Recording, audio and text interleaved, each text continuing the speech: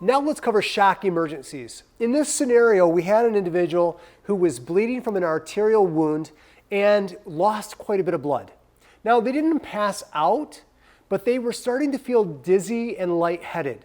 So we helped lay them to the ground, and now we're going to be suspect that they either are going into kind of a psychogenic psychosomatic shock, which is more psychological because they've seen all the blood and they're concerned, or they might have lost enough that they're having some hypovolemic shock, which means low blood volume.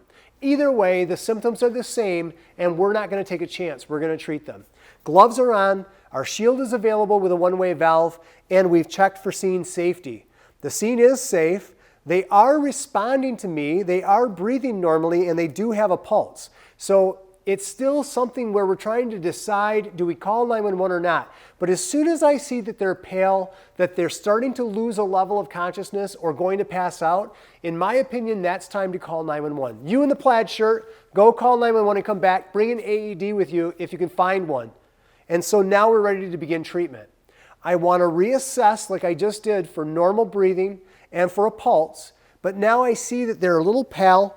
I squeeze the nail bed and turn it white, and then I let go.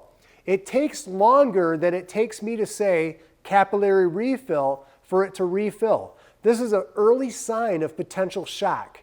To treat this, I'm now going to explain to my patient what's going on. I'm going to elevate their legs. It's important that you just find something that's 6-12 inches high. It doesn't have to be super high, but you could use a stool, a chair, a box, whatever you have available.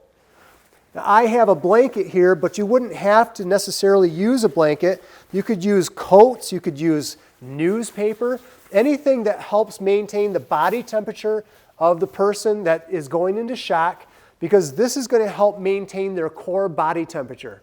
When they start going into shock, their body shunts the blood from the extremities and brings it back to their vital organs. This makes them very cold to the peripheral. When this happens, the body will only take so long before it thinks it needs to reheat the rest of the body.